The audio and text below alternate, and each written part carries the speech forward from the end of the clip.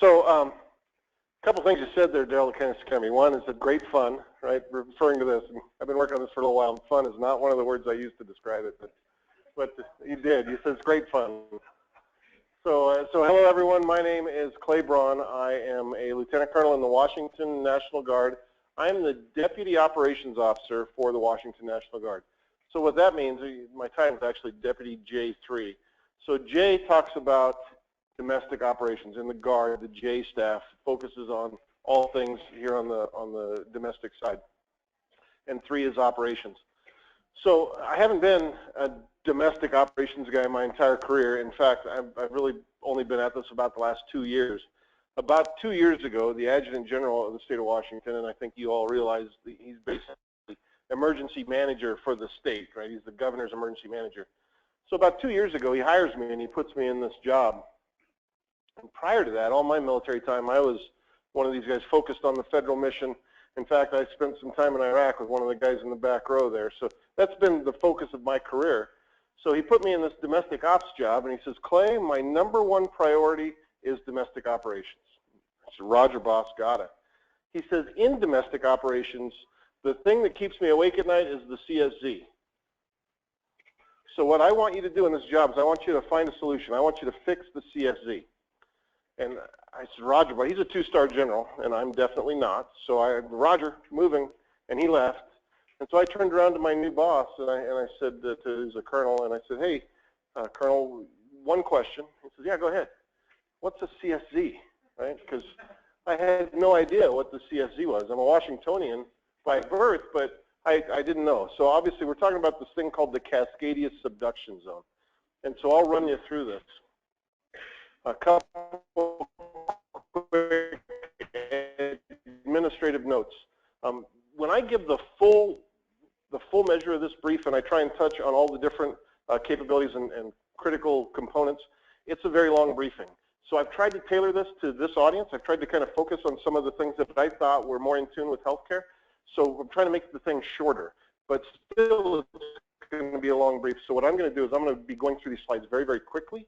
If you have a specific question, stop me and ask me your question. Don't hesitate to do that, but realize I'm probably going to be talking very quickly and going through the slides very quickly to try and keep this whole thing on course today. All right? All right, so why am I here? The reason I'm here is basically to provide an overview and to make people aware of the CSZ, the threat that it poses to the region, to the state of Washington, and of course to increase support for this planning effort. The state has been in a very deliberate planning effort for about 3 years now, starting with EMD, and for the last 2 years, certainly the Joint Staff. All right, so recent sensationalism.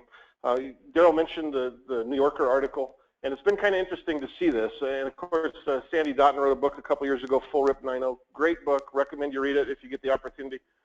But sensationalism is kind of fun to watch because you get to see things morph as it goes through the media. The New Yorker was a very well-written article. It might have been a little bit sensationalist on this, but generally is very accurate, good article. But from that article, then the next news source picks it up, makes it a little bit more sensational, and the next news source picks that article up, makes it a little bit more sensational. So by the time it got to this news source down here, you've got this giant wall of water heading for Seattle. So it's been interesting to watch. That's really not our threat. It's not quite that bad, but we'll get to it. All right, so what is the threat?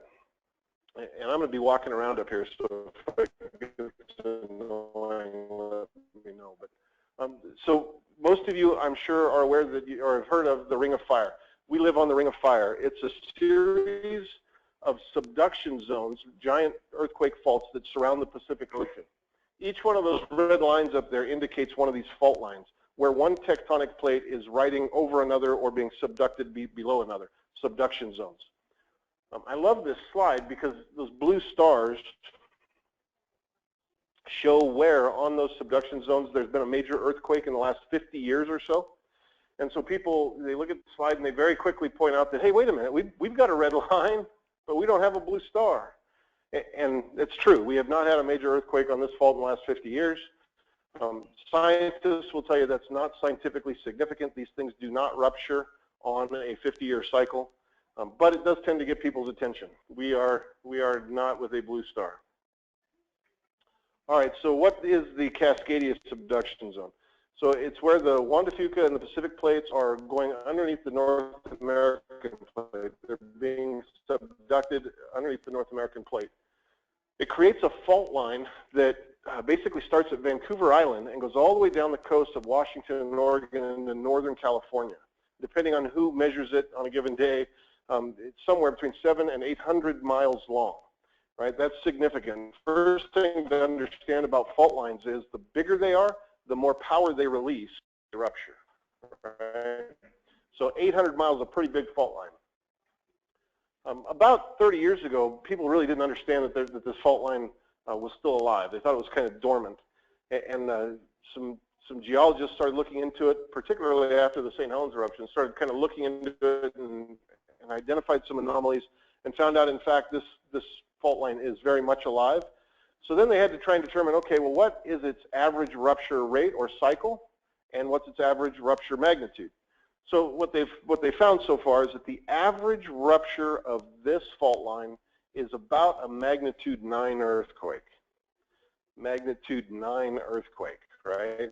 That's a very, very big magnitude. That's okay. Monrovia.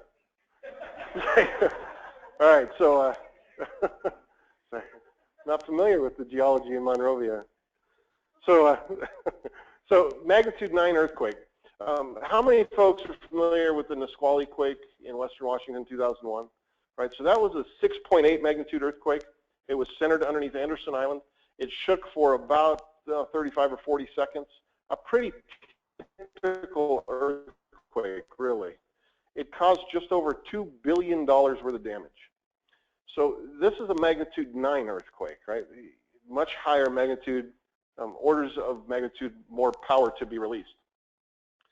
Now, in addition to that, this is a subduction zone earthquake. So unlike most of your normal earthquakes, your crustal fault type earthquakes, these things don't have a normal shake, that 35 or 40 second shake. You can think of these subduction zones like big zippers. And so as that thing begins to rupture or unravel, you can think of that zipper as having multiple cogs in the zipper. And as it goes down the zipper, each one of those becomes its own new epicenter. So your shaking isn't 35 or 40 seconds. It's 35 or 40 seconds per epicenter, but that's an 800-mile long zipper, if you will, which means that the shaking on these things, and depending on how it ruptures, the timing will change. But generally, we talk about a 4 to 10 minute shake, right? And we average that out. Generally, we say 5 minutes. 5 minutes of shaking. So I just said the average magnitude of 9, and we talk about 5 minutes of shaking. So the model for this is Tohoku, Japan. If you look at the Tohoku, Japan, March 2011 earthquake, it's almost identical to this, right? About 6 minutes of shaking there at a magnitude 9 rupture. Interesting is that I said that that's the average magnitude 9. Worst case is something larger. They believe that the worst case rupture on this is probably a magnitude 9.2 to 9.3. Right, so lots of damage released. The damage estimates, is $2 billion, a little over $2 billion for the Nisqually quake. Initial damage estimates on this exceed $200 billion for the initial earthquake. And then, of course, there's a tsunami that comes with it. All right, so here's where we start to talk recurrence rates, and the takeaway from this slide is really pretty simple. Depending on which geologist you talk to, they'll come up with different numbers.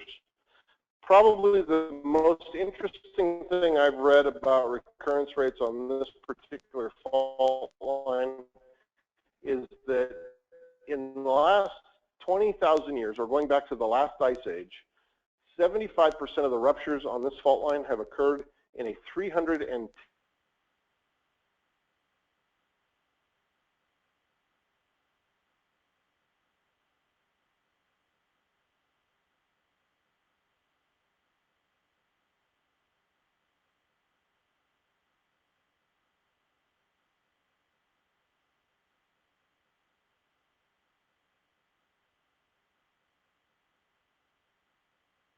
and we're slowly ticking down that remaining 25%. So the real takeaway from that conversation conversation is that this is not a matter of if this thing ruptures, it's a matter of when it ruptures. The clock is ticking. All right, so those geologists after St. Helens, when they started to see the anomalies, they eventually created a work group called CREW, Cascadia Region Earthquake Work Group. CREW did some detailed analysis on this fault line and came up with some great conclusions, a great paper. They published a paper in 2005 that is available on the internet. With that paper, and they gave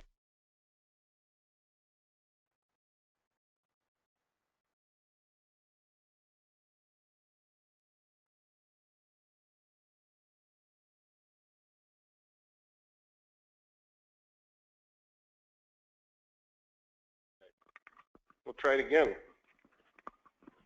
All right. Anyone want to know what they did with this paper in 2005?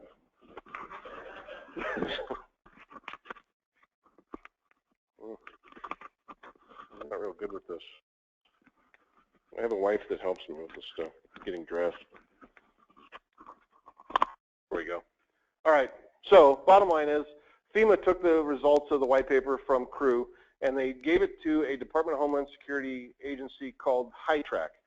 It's a Homeland Infrastructure Threat and Risk Analysis Center.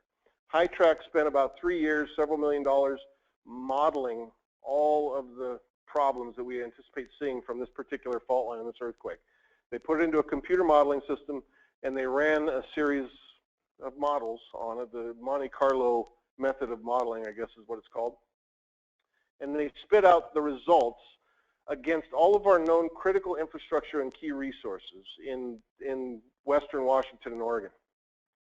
And from that, we're able to actually see what it's going to look like after this earthquake hits us.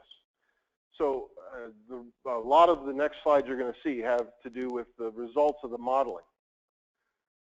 But it's a computer model, so there are some limitations to it. And it's interesting, or it's important to realize what the modeling criteria are that were used. So these are the criteria. The first part, and this is critical, is that HITRAC had to pick a date-time group, a date-time location for this, or date-time event. And so what they selected was February 6th at 9:41 in the morning, a weekday. And that's important, right? February, it's the winter time. It's the rainy season. The hills are more laden with water than they would be in the summertime. There are less people on the beaches. It's a weekday. It's a work day. People are at work. The morning commute is over. Children are in school. All of these things become important in the response. They modeled a complete rupture of the fault line because, frankly, that's the threat we're worried about. There have been instances of partial ruptures of this fault line, and they're significant in their own right, but that's not the whole threat we're worried about. They modeled an epicenter. So what that means basically is that the modeling had limitations. They couldn't model the complete fault line, so they had to pick an epicenter. They modeled an average earthquake with a magnitude 9, and they modeled average shaking at 5 minutes. They modeled the tsunami 20 to 80 feet, and that's based on some previous modeling that had been done for the Seattle and Tacoma fault lines. So it's not perfect tsunami modeling for this, but it was pretty close and certainly close enough for our purposes. Some limitations here is, first off, the HITRAC study has a magic stop line. It does not go anywhere east of the crest of the Cascade Mountains. So there's no HITRAC modeling for Eastern Washington or Eastern Oregon. That's a huge limitation. We anticipate there will be damage to the infrastructure in Eastern Washington, Eastern Oregon. We anticipate it will be significantly less than Western Washington or Western Oregon, but we don't really have a good view of what that's going to be. They couldn't model any of the secondary effects, right? These earthquakes are accompanied by massive that occur in the thousands and go on literally for years after the main event. Tohoku, Japan, March 2011 was their earthquake, and they still are receiving aftershocks from that earthquake. On the first day in Tohoku, Japan, after the earthquake, they had 3 aftershocks that were greater than a magnitude 7 earthquake. So these earthquakes generate lots and lots of aftershocks of very large magnitudes. None of those are modeled in this. And that's important when you look at, for example, Christchurch, New Zealand. The majority of the fatalities there actually occurred from the damage caused by the aftershocks, more so than the initial earthquake.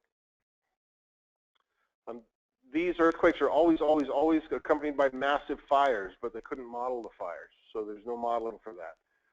Hazardous material, disease, right? None of that is included as secondary effects. All right, so what they did model and what we do look for, with these earthquakes, there's 4 major effects that we look at. The first one is simply the magnitude of the shaking. So the Mercalli index is how we measure that here in the United States with the intensity of the shaking. For the purposes of this earthquake, the fault line is going to occur out here 50 to 75 miles off of the coast of the state. And that's where the full-on magnitude 9 is felt in the shaking. The farther you get away from that fault line, the less intense the shaking. But even in this case, the city of Seattle will be something above a magnitude 7 earthquake. And remember, 4 to 10 minutes, 5 minutes of shaking. The next thing we look at is the liquefaction. So liquefaction, by definition, is where the water content in the soil, when shaken vigorously, it causes the soil to lose its ability to bear weight. In simple terms, think of it as quicksand, right? You shake it hard and it loses its ability to bear any load, turns into quicksand. Whenever you see photographic evidence of an earthquake zone after an earthquake, generally the most incredible photographs you see, the ones that generate the most attention, are from liquefactable areas. If you see an entire building that has fallen over on its side, that's because its foundation was in a liquefactable area. If you see a car that is literally submerged in the middle of the street, but the street is re-solidified, that's a liquefactable area. So the good news about liquefactable areas is that we can predict where they're going to occur today because of the definition, the geologic definition. I mean, we can accurately identify where it's going to happen. The bad news about liquefactable areas is we tend to put a lot of very critical infrastructure right smack in the middle of them. Things like ports or bridges or the sort. All right, another one we look at are landslides. So these earthquakes can generate landslides hundreds of miles away from the original fault line. And in this case, of course, we've got the Olympic Mountains, the Cascade Mountains, a lot of vertical sloping terrain. And remember, the modeling is talking about February, where the land is filled with water from the rainy season. So obviously, the landslide potential for this earthquake is very, very large. And to put it in just a little bit of context, in March of last year, we had a small landslide in Snohomish County, the SR 530 landslide. 1 square mile of dirt fell, severed 1 state route. It wiped out 1 small community on Steelhead Drive. It killed 43 people. It semi-isolated the town of Darrington. I say semi-isolated because you could still get to Darrington. It just took a 2-hour detour to get there. With virtually unlimited resources in the state of Washington, it took us 6 weeks to reopen State Route 130 with just 1 lane. And with those same virtually unlimited resources, it took us 6 months to completely reestablish State Route 5. Right? That was 1 landslide. This earthquake will generate at least dozens, if not hundreds, of similar landslides all over the state. Right? Big deal. And then, of course, last but definitely not least is the tsunami. Tsunamis historically are the biggest killer associated with these earthquakes. Banda Aceh, the Sumatra earthquake and tsunami 2004 killed almost 250,000 people. Right? 230,000 people were killed by that tsunami. And you can think, well, okay, but that's not us. We're more civilized or whatever. Japan is arguably the most prepared nation on the planet for seismic events. They have been dealing with earthquakes and tsunamis for centuries, and they have the infrastructure for it. They have far superior building codes to ours, their earthquake preparedness. They have systems that stop their trains in their tracks as an earthquake hits, and that open the doors for their fire stations so the trucks don't get stuck inside. They have all of that in place. 2011, they still lost somewhere between 16,000 and 18,000 people from the tsunami, even though they had pre-positioned tsunami barriers in front of their harbors, right, just to prevent that exact thing from happening. Their only miscalculation was they didn't anticipate that particular fault line to rupture at magnitude 9. It released more energy than they were ready for, and it simply stepped over the tsunami barrier. Most prepared nation on the planet. We have put in none of that effort. We do not have any of that infrastructure in place to absorb any of those problems. And today, by the way, there are 50,000 people that live in inundation zones, tsunami inundation zones in the state of Washington, right? 50,000. So here's a map of what the shaking is forecast to look like.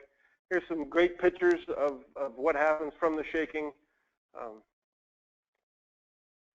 Here's liquefaction. There's the building that fell over and the car that's submerged in the middle of the street. This is a sewer grade.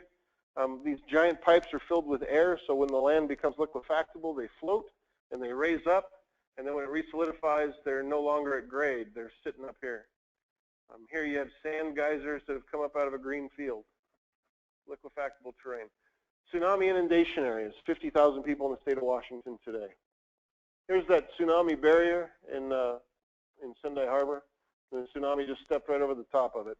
Now, that tsunami barrier wasn't worthless. It absorbed an awful lot of that energy. Had that tsunami barrier not been in place, it would have been much, much worse. But we all know how bad it got. All right, so this legend will help us go through the rest of the slides, which are taken straight out of the high-track data. So if it's burgundy or brown in the high-track data, that means that that structure, that critical infrastructure, was completely destroyed, completely destroyed. If it was red, it means it was so severely damaged that we couldn't use it anymore. Amber meant that it was moderately damaged. For our planning team, we said that it still had about 50% capacity. That's something we used to try and calculate. If it was green, it was slightly damaged, or perhaps just visible damage. We didn't really make it unusable. And then, of course, gray is not damaged. Quick plug here for the high-track study. Because of the high-track study's purpose in use and the method that it was used to be created, the Monte Carlo simulation, the data that came out of the high-track study is not a predictable forecast for a specific piece of infrastructure. It is to be used as a representative forecast for the types of damages we'll see across the entire plethora of infrastructure. So although it'll give us enough data to go in and look at a specific bridge or a specific cell tower or whatever, that's not the way it's meant to be used, and it's probably not really accurate that way. All right, so we start here with emergency ops centers. At the time of the study, there were 48 emergency operations centers in Western Washington, and about a little more than a third of them would have to devolve their authority to someone else because their people and their facilities are no longer available. Pretty tough way to run any kind of a response if you have to completely give your job to someone else because you've been taken out of the picture, right? But more than a third would have to do exactly that. Communication, and at the time of the study, of course, this included cell towers, broadcast TV, broadcast radio, and you'll start to see a trend here. If you start at the coast and work your way in, you've got very little capability remaining here, a little bit of capability remaining in the metropolitan area, and the farther you get away from that, the more capability you have. But the bottom line is communication becomes a real challenge. And what this slide is talking about is structural capability of that infrastructure. It's not talking about usability. So all this communication equipment, cell towers or whatever it is, if it doesn't have power, it's no longer usable. It might still be standing, but if it doesn't have power, it's really no longer usable. Hospitals. So this one's probably right up you all's alley, right? At the time of the study, 112 hospitals in the affected area. Now, total reduction is assumed to be 45% of hospital capacity. And I just want to point out that we're talking structural capacity. That means 45% of your hospital structures are no longer viable, no longer usable. We're not talking about the ability to actually handle patients. That's going to be something significantly lower, right? And oh, by the way, as you all know, these hospitals operate at above 90% or 95% capacity on a daily basis anyway. If you just reduced your capacity by 45%, you have incurred a massive medical evacuation requirement, and you have not yet begun to handle any of the newly injured. So big problem here. And of course, virtually no hospital capacity west of I-5 corridor. Senior living facilities, very similar conversation to the hospitals, except these facilities are not made to the same size. They don't have the same standards. So virtually 100% of the senior living facilities in Western Washington become unusable, right? Now, going back to that medical evacuation requirement, you just increased your numbers. In the high-track study, from the hospitals alone, the medical evacuation forecast is over 15,000 people from the hospitals.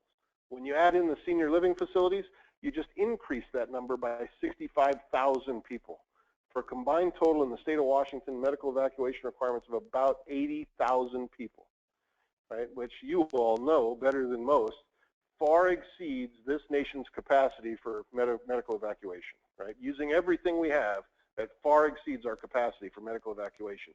So that tells us, in response, we have to get to non-standard medical evacuation very, very early in order to save lives and be successful. All right, fire stations. So 971 at the time, 1/3 reduction in response. Now 1/3 doesn't sound quite so bad. It says, well, that's not so bad. However, water mains have probably, a lot of them have not survived, so the access to water is low. Your transportation infrastructure is extremely damaged, so the vehicles that you do have may not have the ability to get around. And oh, by the way, these earthquakes are always, always, always accompanied by massive fires. So at the absolute moment of your highest need for firefighting capacity, you are now at your absolute lowest capability, right? Police stations, largely the same equation. About half of your police response capability is anticipated to be removed by this earthquake. Now the fire stations, if a fire station collapses and the fire truck's inside, it's easy to say the fire truck is destroyed. It doesn't work that way with a police station. Cruisers don't park inside police stations. But when a police station is destroyed, a lot of those have your dispatch capability. So if you lose your police stations, and now you no longer have the ability to dispatch your law enforcers and get them where they need to go, if they could get there with the damaged transportation infrastructure. So it's a bit of a challenge. And then, of course, west of I-5 or west of Shelton, there's almost nothing left out here. If you go back to the fire stations, the few out here that are marginally capable, those are almost all volunteer stations. So then you have to ask, well, is that volunteer going to go home and check on his family, or is he going to go try and get his truck working? Right? So big problems there. All right, correctional facilities. We throw this up here just to indicate that it's another mission set that has to be identified. These folks are wards of the state, and they require more resources than the general population. They must be physically secured. And then, of course, they have to be fed and sheltered and watered like everyone else, but they're wards of the state, so the state's responsible for it. So it has a slightly higher, if you will, priority. Schools. So this is not a complete indication of all the schools. These were only the schools that were participant to the national sheltering system. Now that poses a whole new problem. If you lose this many structures, again, remember, it's 9:41 in the morning, it's a weekday, kids are in school, parents are at work. So you've just incurred a massive sheltering requirement for the children that are in the schools. You have to shelter and secure them until they can be reunified with their parents, which is another massive effort, trying to reunify them with their parents. And oh, by the way, the very place that you would like to shelter them is no longer usable. So where do you do that? So big problem here, and you can see how these things start to compound. Transportation, sea, air, and rail. There's a lot of information on this slide, and of course, it's a very high level. So to sum it all up, there's almost no good news on this slide. The ports, you can't really see the ports underneath there, but effectively, none of the ports survive. They're all in either highly liquefiable areas or subject to tsunamis, or in areas that have a high shake ability and are just going to be destroyed. So then you look at the rail lines. Well, unfortunately, the rail lines, they don't do very well either, particularly the ones going through the mountains with the landslide potential and the shaking and all that. So rail's gone. What else is in here? Airports. The airports have a little bit of good news. Most of the airport infrastructure is destroyed in this, but fortunately, the only good news on this slide is that some of the airport runways survive. So we will talk about that later. All right, roadways.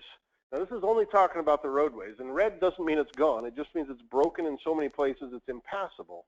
But a couple things that jump out at you right away when you look at this. First off, there is no surviving ground route to the coast. You literally cannot get there from here. Second is that in the metropolitan area, of course, we'd have to zoom in on this to really get a good view because all the stuff's mingled together. But if you were here when the Skagit River Bridge collapsed, you saw how the loss of one critical piece of roadway cobbed up traffic in 2 counties. It was horrible, and it took us a long time to get it fixed. Well, in here, there's going to be so many breaks in the major metropolitan area that it's anticipated the traffic will be basically impassable. It'll be a giant standstill. And that's just the roadways. When you add to this the actual bridges, it gets worse. So there are about 7,000 bridges in the state of Washington. About 60% of those are in western Washington. And of that 60%, about half of them will suffer significant structural damage. So if you're ever in, next time you're in western Washington, going anywhere, count the number of bridges you drive over, under, or somehow past. And the number is staggering. You can't get anywhere without these bridges. So if you just take half of them and say, okay, half of them don't work, well, you can't get anywhere. It's going to be a horrible event. All right, utilities. So the first part, most folks, I think, know nowadays that our electricity in western Washington flows from east to west across the Cascade Mountains. It is anticipated to be severed. There will be a power outage. The power outage, however, will not be just western Washington. The initial estimates for power outage are that the entire western seaboard of the United States will be without power. On the northern coast, it will go from the water all the way back into eastern Montana. On the southern coast, it'll go all the way back into New Mexico. The good news is the power is not going to stay out in that whole area for that whole time. Eastern Washington will probably see power back within a week, right? By the end of the first week, you'll probably have some power back in eastern Washington. But getting that power to go from eastern Washington over the Cascades into western Washington is forecast to be a months-long effort. And trying to get power all the way back out to the coast, we're talking grid power, a years-long effort, right? A long time. Effectively, the residents of western Washington have been thrust back into the 1850s at this point. Now, also, of course, as we talk utilities, going north to south through the I-5 corridor are several pipelines that provide gasoline and propane and natural gas. Those pipelines are forecast to be fractured in dozens of places. Dozens of places. So the first thing that most folks comes to mind when you say that is, oh, wow, look at the fire hazard. Yes, there will always, always, always be massive fires with this. But perhaps the bigger problem is that there will be no fuel available to western Washington for the response for a long, long time, right, unless we deliberately get it there. All right. So FEMA, of course, published a plan back in December of 2013 is their official publishing date. And our planning team partnered very, very closely with FEMA and in the development of our plan you're about to see. This page right here is an excerpt from the FEMA plan that went out on this page. The first one is down here, these two numbers, hospital patient evacuation and nursing home patient evacuations. Those are the numbers I mentioned when I got to those slides, right? 15,500 from the hospital, 65,000 from nursing homes. So you're at 80,000 medical evacuees before you've begun to deal with even the first newly injured person. Deaths and injuries, 8,400 deaths, 12,000 injuries. So a little bit of a conversation on that. If that number seems low to you, based on everything I just briefed, remember a couple things. The high-track study is limited to only the first shake and the first wave. None of the secondary effects, right? None of it. So, and again, it's also February, right? You're looking at February's time of year. On 4th of July weekend, when the beaches are full and the tsunami hits the beaches, that number could instantly increase by tens of thousands of people, right? So if these numbers seem low to you, then I would probably agree with you. They're a little low, but this is what the modeling put out. The next one I like to point out is this one right here, 1.275 million people for mass feeding and hydration requirements. 1.275 million people. And so does anyone here other than Jim in the back know Kathleen Cox, FEMA? Anyone here know Kathleen? Okay, so Kathleen Cox, one of the FEMA planners that published the first plan, the FEMA plan, and a great partner to us in our planning effort, great lady, love her to death. She's about this tall, nicest little old lady you ever met. But when it comes to talking about this stuff, she is the harbinger of doom, right? She will scare you. She'll make you cry. So our planning team was trying to understand all this data, and I asked her specifically about that number. I said, Kathleen, how did you guys get to 1.275 million people for mass feeding and hydration? And she says, well, to tell you the truth, we made that one up. Okay, that's okay. You guys did a yeoman's work on all this other stuff. You know, you may not have had the manpower to get to everything. That's okay. But help me understand the components that would calculate that, and our planning team will go in and look at it. You know, we're military. We gotta have to get to the very details of it. And she goes, no, Clay, you don't understand. Our planning team did that. We calculated it. We've got the real number. The truth is, the real number is so scary that we made it up and went to this number. And I said, okay, well, I'm a big guy. I'm military. I can take it. What's the real number? And she goes, well, here's the thing. Let's put yourself in the environment for a minute. It's earthquake -1. It's the day before the earthquake. In the state of Washington, you can generally categorize the population into 3 groups. You've got one group that's relatively small, a very small percentage, but they are prepared. They are ready for a disaster of this magnitude. They've got food and they've got water and they're stockpiled and they're ready to go. But it's a very small sliver of the population. Then you got a second group. Your second group is probably the vast majority of the population, and they've got food stores in the cupboards. They'll get through maybe 3 or 4 days. You know, they got the normal stuff in the cupboards, but they haven't really stockpiled. They're not really ready for a disaster like this. And then you got another section of the population that has absolutely 0 level of preparedness at all. And when this thing happens, as soon as the shaking is over, they need help because they're not ready for anything. And those are kind of the 3 general parts of your population. All right, so that was the day before the earthquake. Now let's go to the day after the earthquake, or let's push out to maybe day 7 after the earthquake, or day 10 after the earthquake, right? So the earthquake happened. The people who are absolutely ready, well, they're living off of their stores and they're doing okay, but very small sliver of the population. Most everybody else has been through their food stores.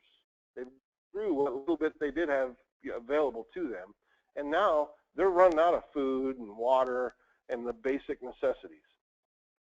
So that number, 1.275 million, by day 7 or day 10, that number largely becomes the population of Western Washington because they're isolated. There's no new food coming in, right? So by day 7 or 10, that number is about 5.3 million people. I said, wow, Kathleen, you're right, that's a scary number. We'll stick with 1.275 million. That's what we try to do, but it's important to realize. All right, historical comparisons. So the last time this one ruptured, 1700 here. They found out about this one because of an orphan tsunami in Japan. That's a very interesting story. You can read it in Sandy's book. 1960 Chile, 1964 Alaska. There's the 2004 Sumatra, 2011 Japan. All right, so at this point in the briefing, the unicorns come out and the little butterflies flap their wings. It starts to get better, right? That was the threat. That was all the bad news. Now we're going to talk about how we try and make it better. All right, so the TAG, after our planning team figured all this out, we went back to the adjutant general and we said, hey, boss, okay, now we understand what the CSZ is. What do you really want us to do about it? And he said, well, I've got 3 major concerns, and he didn't say priorities, so let's not apply priorities to it. We had 3 major concerns. His first major concern were the folks on the coast. They get the full intensity of the shake, immediately followed 15 to 30 minutes later, they get the tsunami. If they're taking the brunt of it, I'm really concerned about them. I think that we have to get life-saving capability out there as early as possible. Okay. My next major concern is that major metropolitan area. That population may not be as resilient as some of the other parts of the state. They're going to need their ground lines of communication opened up as fast as possible so they can get access to sustenance, right? The ability to sustain life. Is it okay? So these other areas, these are called more rural areas, that population is maybe a little bit more resilient, but a lot of that infrastructure is a lot more fragile. Some of the older buildings, unreinforced masonry, they're going to need a lot of help too. So that's kind of his 3 major concerns. So that gave us something to start with. So we started into this planning effort. We realized right away that it was bigger than the Washington National Guard. Largely, and I'll talk about it here in a minute, largely we anticipate most of our folks are probably going to be victims. So we had to start partnering with outside entities and figuring out how we solve this problem. We partnered with FEMA and NORTHCOM, some federal agencies, some state agencies. Because of that, we came up with this tentative plan, this beginning of a plan. But a lot of folks, you may have heard this referred to as the GUARD plan or the Washington GUARD plan. And that's really not a good apropos name for it. If we're going to call it what it really is, this is more of what its name would be, right? The Washington Military Department's coordination of DoD assets under the dual status commander concept in order to provide support and sustainment to federal and state ESF actions. The problem is as an acronym, I don't even know what that would spell, right? So it's kind of crazy, and it's just too much for anyone to say. So we just call it the GUARD plan. But realize it's a lot more than that. And my clicker stopped working.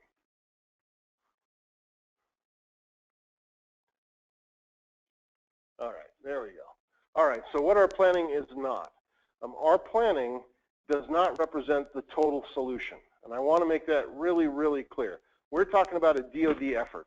And the DoD effort here, although it's critical and it's important and we do a lot of great things, we don't have responsibility for this disaster, right? Emergency managers in the civil realm have to own this thing. And ESFs, both state and federal, are the lead entities, right? All we're doing is providing support. So DoD can provide a specific sliver of support. That's what this plan talks about. The ESFs still have to do all of their planning and provide their elements to this. So having said that, what is the DoD saying we can do here? Well, there's a couple of key things. How am I doing on time? How am I doing on time? Okay, I'll speed it up a little bit.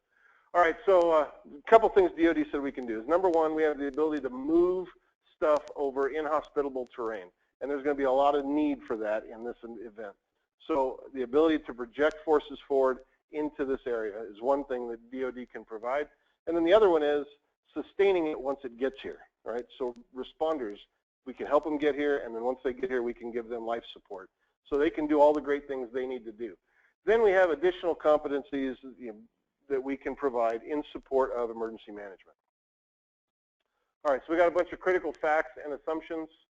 The ones in here that I really wanted to pick out are this first one up here. We're talking to all the different local municipalities. Everyone knows that outside help is going to come in, but nobody, what we found in planning is that very few people had a plan to receive it. So what we're doing is we're helping fill that plan. Of course, medical evacuation, we know that's a fact. The rest of that we can skip. Critical assumptions. This one's kind of important. We had to determine how many of our own folks are predicted to be victims in this event. And so going through and doing that, we identified that probably off the bat in Western Washington, half of our folks are not going to be available. In Eastern Washington, the numbers are a little bit better. But, and here's the critical part, is we had to say, okay, well, these are GUARD members. They have jobs in the civilian realm. So in some cases, their civilian job is more important, and they won't be able to come do their GUARD job. So any of these, and particularly EMTs, paramedics, firefighters, anyone in the healthcare industry won't be able to come do their GUARD job because they're going to have to do their job in the civilian world, right? And we'll talk hopefully a little bit more about that here in a minute. This last two bullets are all about our conversations with the governor, and the real takeaway there is that we've had to brief the governor and his cabinet on this plan a couple times to gain their support, and they're fully in support. This talks about all the different entities we coordinate with to come up with this plan. All right, so the FEMA plan, and our plan largely mirrors it as long as there's, as far as the timelines. So the first part of the FEMA plan that you got to understand is how they phase this. Everything that happens before the earthquake is called phase one, or the preparations phase. It's the phase we're in right now. So everything we're doing out here talking to you is part of our effort in phase one. After the earthquake happens, then we go into response. Response is phase two, and it's further broken down into three phases, A, B, and C. You can characterize those as absolute chaos in A, to a deliberate response focused on life safety in B, and then in C, you're transitioning more to life sustainment, right? So that's kind of how it goes. And then phase three is recovery, long-term recovery. So in order to get to phase three, all of response is anticipated to be greater than a year in length. So this response could be greater than a year in length. So it's something to recognize. If you're not familiar with the UCG and the JFO construct, this is kind of an overview of what that would look like. This is the DOD piece. The important thing to realize about DOD is that there's a whole bunch of folks in uniform, and we all look the same, but we're not the same. I'm a National Guard member, so my boss, 99% of the time, is the governor of the state of Washington. I'm a Washingtonian, so I work for the Adjutant General, and we're here in the state of Washington to do these things. That's Title 32. If you went to JBLM on the other side, or if you went to Fairchild and saw someone from the 92nd, those folks are Title 10. They work for the president their entire career. In this response, both types will be needed. You'll need the Title 32 and the Title 10. Well, that provides a legal conundrum because they cannot generally both be commanded and controlled by the same person. It takes a very special appointee to do that. It's a dual status commander. And so what we talk about here is appointing a dual status commander to do exactly that. But it's so we can have a unity of effort. Our planning talks about building out, I mentioned a little bit about building sustainability for the responders. The way we're going to do that is by building a series of tiered bases across the affected area where we provide bed down capability, sheltering capability, medical capability, fuel capability for the response. So that's what this talks about, are the different tiered base levels and how we build them. So this is kind of a one over the world slide that just shows you how our plan is intended to work. As soon as we possibly can after the earthquake, as near simultaneously as possible, we're going to establish these tiered bases across the affected area and begin to provide response or relief from those bases to the population of the state of Washington. We're going to start here on the east side out of Spokane with some assets we have that will effectively push out across the Cascades to begin that theater opening movement. So we're training these folks today to do this mission. It's a critical mission. I could talk at length about it, but I won't. All right, so the way this looks is those small teams that we push out of eastern Washington, they go into western Washington, they begin to open up airports with the assistance of airport management. And as they determine whether or not an airport is usable, whether the runway has survived, then they begin to call forward predetermined packages that we're coordinating right now with those emergency managers. And with those predetermined packages, once the airport's open, they begin to call in the aircraft. So this is what it looks like. A Tier 1 base would be the larger base. The larger aircraft go to Tier 1. You start some kind of a medical evacuation capability right away. You continue that thought process out to the smaller airports with the smaller airplanes. We call those Tier 2 bases. You continue that out to the Tier 3 and Tier 4 bases, which become rotary wing or vertical lift capability bases. I'm trying to get all the way out to the population. Eventually, five to 7 days into this, the Navy assets will begin to arrive, and they will grow in response over the length of the response. To do this, we identified a whole bunch of different lines of effort. So all you really need to take away from this is that each one of these is a massive coordination event, and so we're working those issues today. All right, here's where we start to get into some of those lines of effort that have some capability aligned with healthcare. Not all the lines of effort are provided here, but some are. So you've got some immediate response air for search and rescue, some deliberate search and rescue on the ground with USARs and military assets. You've got expeditionary medical or military medical. So our concept here is to bring in military medical and push it as far forward as possible so that it can become a triage, if you will, for the injured forward. If a person forward can receive some treatment forward and not require medical evacuation, that's something we want to do. We want to take the burden off the medical evacuation network because it's already going to be overwhelmed. So if we can give someone stitches in Grays Harbor County and keep them in Grays Harbor County, that's a benefit. So that's the purpose of the expeditionary medical. Then they also help identify those who really need medical evacuation.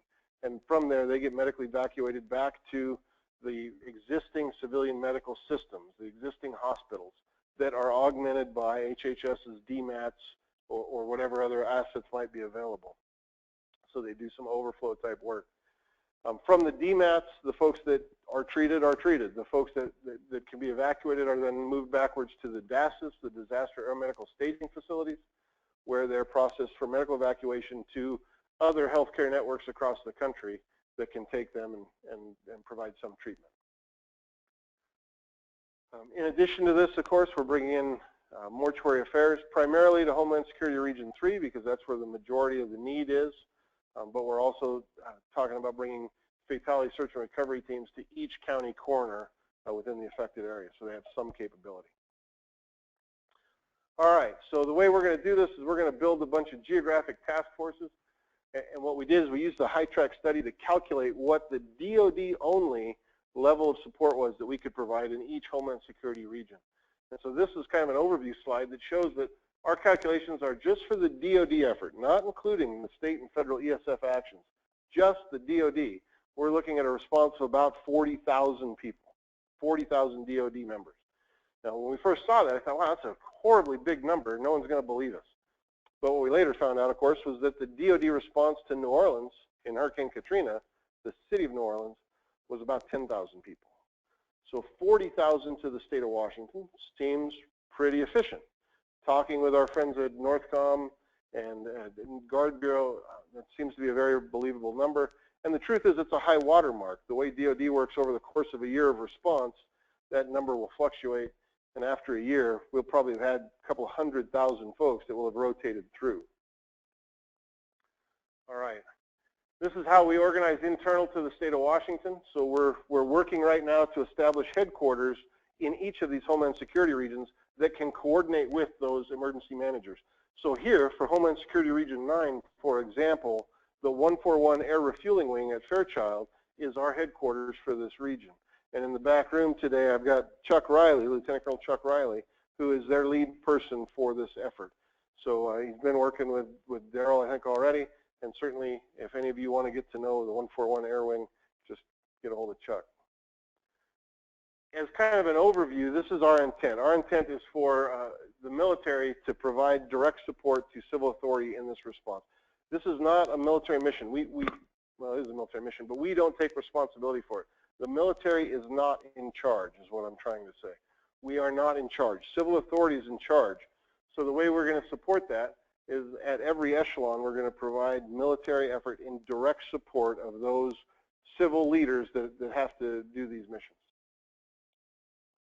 So our team then took all of our tiered bases and all that calculated force structure and put it together for each Homeland Security region and came up with a plan for that region that we gave to the emergency managers for vetting. So just a lot of staff work is all I'm trying to show you here. So there's by region, you can see the level of detail we've gotten to. All right, 7, 8, and 9, of course, since there's no high-track data for it, we've kind of put them all together into one as Task Force East. And so that's the level of detail we've gotten to so far, but we're working with the emergency managers and Homeland Security region coordinators to take this planning to the next level. This is how it looks for us. This is how we organize in the state of Washington for the Washington National Guard. All right, so I think this is about the last slide. Our way forward. First off, we're disseminating the plans. So we're going around and we're giving this briefing. We're working with emergency managers in every county and all the Homeland Security region coordinators to make certain that emergency managers understand this plan and understand their part of making this plan better. So we're doing that. We just went through our own internal rehearsal of some of the concepts in this plan, Evergreen Tremor. It was a week-long, pretty big exercise here in the state. And then, of course, Carol mentioned this at the beginning, next June is Rising exercise, massive exercise. It's now in Washington, Oregon, and Idaho. British Columbia is playing. It's got the DoD Tier 1 exercise, their #1 exercise for DoD for domestic operations next year. 2 DoD exercise for Guard operations next year and Vigilant Guard. So it's a big exercise with an awful lot of play, and there's probably a lot of opportunity there. Although the mid-planning meeting is on the 18th of August at the VA Center on American Lake. And if you have specific intent to want to play as a player, you probably need to engage before then or the ship will have sailed. So that's exercising the plan. And then, of course, completing and refining the plan. So for us, the Washington National Guard, we published our internal plan. We call it the initial draft implementing. And that's what took us through our exercise Evergreen Tremor. Now that we've learned some more from that exercise, we're revising that plan, we're making it more detailed, and we're republishing it probably this October as our final draft implementing. Take that through Cascadia Rising, and after Cascadia Rising, we'll revise it again with our newest lessons learned and publish it as the final contingency plan that helps us as a state, as the military component of the state, get through this particular event. We're still planning, we're doing a lot of detailed planning with other DoD entities, with state agencies, with federal agencies, so there's still a lot of planning going on to make this a more detailed plan. This is our timeline, right? So here we are now. There's Ardent Sentry, the Cascadia Rising exercise, and that's it. So if you have any questions, I'll take those now, and if not,